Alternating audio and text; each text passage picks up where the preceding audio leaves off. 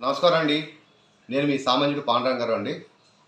ఈరోజు మీకు చెప్పబోయే విషయం టీవీ5లో నేను ఒక మూర్తి గారి ఇంటర్వ్యూ చూస్తున్నానండి. అందులో రామకృష్ణ గారు సిపిఎం ఆయన ప్లస్ ఇంకో లేడీ ఉన్నారు, చక్కగా కళ్ళజోడు పెట్టుకుని లక్ష్మీదేవిలో ఉంటారు ఆవిడ, ప్లస్ ఇంకో ఆవిడ ఉన్నారు జనసేన సంబంధించి. నేను ఎవరిని కించపరచడానికి మాట్లాడలేదండి. వీళ్ళకి డబ్బులు ఇస్తారో పని పాటు లేక వస్తారో ఈ ముగ్గురిని నుంచోబెడితే కనీసం కార్పొరేట్ కాదు కదండి, డిపాజిట్ కూడా రావు నుంచుంటే. వీళ్ళు నోటుకొచ్చినట్టు మాట్లాడతామే. దళిత ద్రోహులు అంట జగన్మోహన్ రెడ్డి గారు. ఓకే, ఆయన దళిత ద్రోహే. ఆ దళితులను తీసుకొచ్చి ఎవరెవరికి ద్రోహం చేశారో ఏంటో కొంచెం చెప్తే బాగుంటుంది. ఇంకోటి బాలకృష్ణ గారు, ఆయన కూడా అన్నారు ఈరోజు దళిత ద్రోహి జగన్మోహన్ రెడ్డి అని. ఈ 5 సంవత్సరాలు బాలకృష్ణ గారు దళితుడికి ఏం చేశారండి? ఎన్నిసార్లు వెళ్ళారండి ఆయన హిందూపురం? చెప్పాలి కదా. కోపం వస్తే ప్రేమించే ప్రాణించే అభిమానం ఛాల్ అని కొడతాడు ఆయన. మర్చిపోయాడు ఆయన. దళితుల గురించి ఈరోజు మీరు మాట్లాడేది. ఇప్పుడు మాట్లాడితే టీడీపీ వాళ్ళకి దొరికేవి రెండే రెండు. అనంతబాబు ఎమ్మెల్సీ ఆ డ్రైవర్ని చంపేసి పార్టీలు చేశారు, అంతే. ఇది తప్పితే చెప్పుకోవడం లేవండి వాళ్ళకి. గర్వంగా చెప్పుడు ఏం లేదు. సినిమా హీరోలు ఉన్నారండి. బాలకృష్ణ గారు మీ మీద భలేవాడి బాసు అనే సినిమాలో గుర్తుందా క్యారెక్టర్ ఆర్టిస్టు ఇండైరెక్ట్గా మీ యొక్క నీచమైన బుద్ధి గురించి చెప్పింది.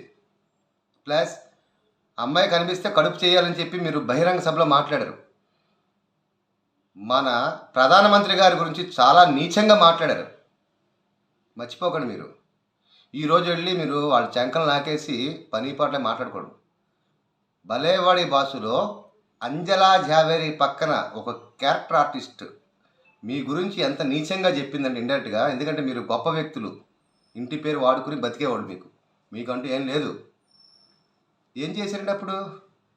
అమ్మాయి కనిపిస్తే కడుపు చేస్తే సరిపోద్దా? బహిరంగ సభలు అన్నారు, చెప్పు తీస్తన్నాలి. ఇన్ని మాట్లాడిన వాళ్ళని బాగానే ఉంది. మీరు మాట్లాడినా ఎవరు మాట్లాడరండి. అనంతబాబు విషయం టీడీపీ వాడు అదే సంగతి. సినిమా హీరోలు ఎంతమంది ఎదవలేరండి చెప్పండి? అందరూ చేతి పర్లా ఒక వెధవ ఉన్నాడంటే సినిమా ఇండస్ట్రీ మొత్తం వెదవలేనా? చెప్పండి. చెప్పలేరు. ప్రతి సంస్థలో ఒక ఎదవ ఉంటాడు. ఒక ఎదవ ఉన్నాడు కదా అని చెప్పి ప్రతీది జగన్మోహన్ రెడ్డి గారి మీదే ఇంకా ఆయనే చేయించాడంటే తప్పు కదండి. జగన్మోహన్ రెడ్డి గారికి అప్పచెల్లు ఉన్నారంటే వాళ్ళకి తినేది అన్నం కదా, అశుద్ధం నా దృష్టిలో. అర్థమైందండి? వాళ్ళు ఎందలేస్తారు. షర్మిల గారు అక్కడ ఏం పీకింది లేదు తెలంగాణలో, ఇక్కడికి వచ్చి పీకేది ఏం లేదు. సునీత గారి మొహం చూస్తేనే చేతులు ఎంచుకుంటారు. అప్పుడేమో నా బ్రదర్స్ మంచోళ్ళని చెప్పారు, ఇప్పుడేమో ఇదేనా? మనం తినేది అన్నం. ఇవన్నీ చెప్పుకుని సొంత అప్పచెల్లెలకి న్యాయం చేయలేదు, ప్రజలకు న్యాయం చేస్తాడు జగన్మోహన్ రెడ్డి.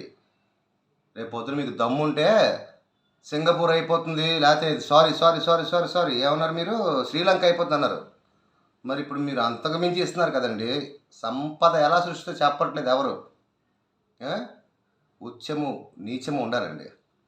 టీవీ5లో డిబేటు. మహాన్యూస్ వంశీ గారిని అయితే ఇంకో విషయం చెప్పడం మర్చిపోయినాడు. ఆయన సిబిఐ నెంబర్ 1గా మొన్న ఏదో పోల్దండ వేస్తుంటే, గజమాల వేస్తుంటే జగన్మోహన్ రెడ్డి గారికి రాయితో ఆయనే కొట్టేసుకున్నాడట, ఆ పోల్దండలో రాయి దాచుకుని. ఎంత ఘోరం అండి ఇది. ఆయన్ని సిబిఐ చీఫ్గా పెట్టేస్తే బాగుంటుంది. సిగ్గు లజ్జ ఉండాలండి. ఒక మనిషి మీద ఇంత చండాలంగా ఏడుస్తారంటే మీ ఏడుపులు ఆయన ఖచ్చితంగా శ్రీరామరక్ష అవుతాయి. మీరు ఏం చేస్తారో చెప్పట్లేదు. జగన్కి మించి చేస్తా అంటున్నారు, సంపద సృష్టిస్తారు. ఎలా సృష్టిస్తారు? ఒక పక్క ఆయన చేస్తుంటే ఆయన చేసేవన్నీ మోసం అంటారు. ఏంటిది? ఖచ్చితంగా ఆలోచించండి. ప్రతి మనిషిలో లోపాలు ఉంటాయి. అవి ఖచ్చితంగా ఆలోచించి మాట్లాడాలి. ఉదయం లేస్తే ఏబిఎన్, ఈటీవీ, మహాన్యూస్, టీవీ5 ఇలా బతుకులు ఇంతేనా? ఏడుపు కొట్టేరా? గుర్తుంచుకోండి, మీకు ఫ్యామిలీ ఉంటుంది. ఒక మనిషి మీద అంత నిందలు అరాచకంగా మాట్లాడితే అవి ఖచ్చితంగా మీకు తగులుతాయి. జగన్మోహన్ రెడ్డి గొప్పోడు గోల్డ్ అని నేను చెప్పను. కాస్తో కోస్తో నాకు ఊహ తెలిసి ముఖ్యమంత్రుల్లో ఇటువంటి ముఖ్యమంత్రి నేను చూడలా. రేపు పొద్దున ఓడిపోతే పోనీయండి. ఆయన చేసిన అవినీతిని బయట తోడండి. ఏం చేశారండి 2014, 19 దాకా జగన్మోహన్ రెడ్డి 1,00,00,000 కోట్లు అన్నారు. ఏం చేశారు? ఏం తీశారు మీరు? ఏం పీకలేకపోయారు. రేపు వస్తే పీకండి. ఏం చేయరు. అర్థమైందండి? సుప్రీంకోర్టు చంద్రబాబు నాయుడు గారికి ఈరోజు వార్నింగ్ ఇచ్చింది. ఏమని తెలుసండి? బెయిల్ ఇచ్చారు కదా, ఆయనకి అంబులెన్స్ ఉండాలి, ఆరోగ్యం జైల్లో ఉన్నసేపు పాపం ఆయనకి ఆరోగ్యం బాగాలేదు, ఇది బాగాలేదు, బయటకు వచ్చాడు అంబులెన్స్ ఉండదు చెప్పారు. బెయిల్ ఇచ్చిన వెంటనే మరి పెద్ద అయిన అంత వయసులో కూడా శభాష్, ఆయనకి బాగా తిరుగుతున్నారు కదా. ఇప్పుడు ఆరోగ్యం బాగాలేదండి, గుర్తుంచుకోండి, దళితులు అని వాడకండి దయచేసి. జగన్మోహన్ రెడ్డి గారు ప్రతి గవర్నమెంట్ ఏదో ఒక తప్పు చేస్తుంది, ఆ తప్పుని ఎత్తి చూపిస్తున్నారు కానీ ఆయన చేసిన మంచిని చెప్పట్లేదు. సిగ్గు లజ్జ ఉండాలండి. ఖచ్చితంగా చెప్తానండి, సిగ్గు లజ్జ ఉండాలి. మనం తినేది అన్నం ఎవడైనా సరే. రేపు పొద్దున ఎవడొచ్చినా అధికారంలోకి జగన్మోహన్ రెడ్డి నా నెత్తిన కిరీటం పెట్టడు, చంద్రబాబు నాయుడు పవన్ కళ్యాణ్ నా నెత్తిన కిరీటం పెట్టడు. నా బతుకు నేను బతకాలి.